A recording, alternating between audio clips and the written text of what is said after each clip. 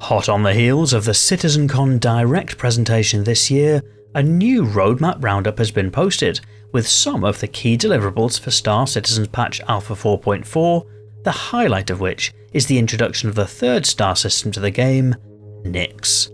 But many criticisms have been levelled at what will essentially be a part-baked introduction of the system, with many key locations missing. So, is what we're getting with patch 4.4 going to be enough? I'm Forrester, and hold on, hear me out here, I think it will be. That's not to say it wouldn't be better to have everything, but having at least something in our hands sooner might be a better outcome for us gamers than waiting to get it all at once later.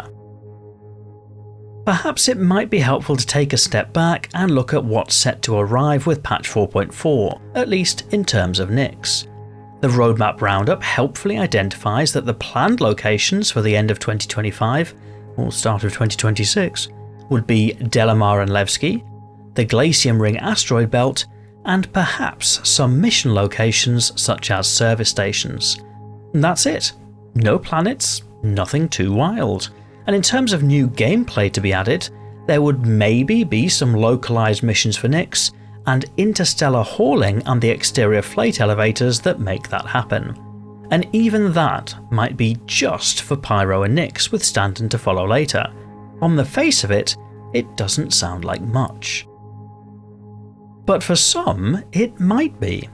Hauling is a popular gameplay loop for many, and it's actually a fairly mature game loop with a variety of contracts, and 4.4 is set to solve two drawbacks to that loop. Firstly, that whilst hauling is great for giving you a reason to visit different places, that's only ever self-contained within a star system. With 4.4, some of those contracts will give you a reason to use the jump points and reward you for doing so. Secondly, to anybody who uses the Hull C, the automatic loading mechanism is a bit hit or miss. Sometimes it works, sometimes it doesn't, and you quickly have to become familiar with workarounds. Patch 4.4, it seems, may address that by offering a manual loading option with exterior freight elevators. That's not going to suit everybody, of course. After all, 4,608 SUs of cargo is a lot to be manually loading, even with the largest of crates. But at least it should work consistently. Should being the operative word in that sentence.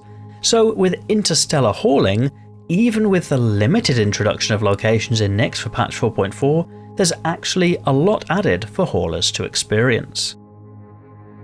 One of the few Nyx locations set to arrive with Alpha 4.4 is the Glaciem Ring, a large asteroid belt which houses Delamar and circles the system.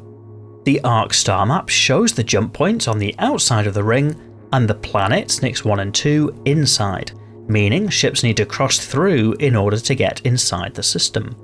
But what that brings is variety for miners and salvagers.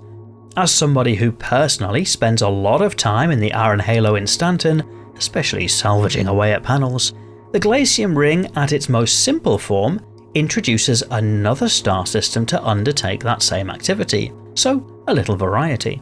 But more so than that, the potential risk of Vanduul raiding parties ups the stakes a little, creating a risk of ship combat too. For those who don't want that risk, Stanton should still do just fine, but for those who are excited by the idea of mixing industrial and space combat gameplay, it's an exciting prospect. Still possible to head out off the beaten track and significantly reduce the chances of a PvP encounter, but without sacrificing the possibility of at least some space combat. It's this sort of variety to location, choice, and consequence that even an early implementation of Nyx will start to bring to the table. But what do you think about the first pass at Nyx coming in a watered down form in patch 4.4? A welcome addition to the game, or an incomplete disappointment? I look forward to reading your thoughts in the video comments.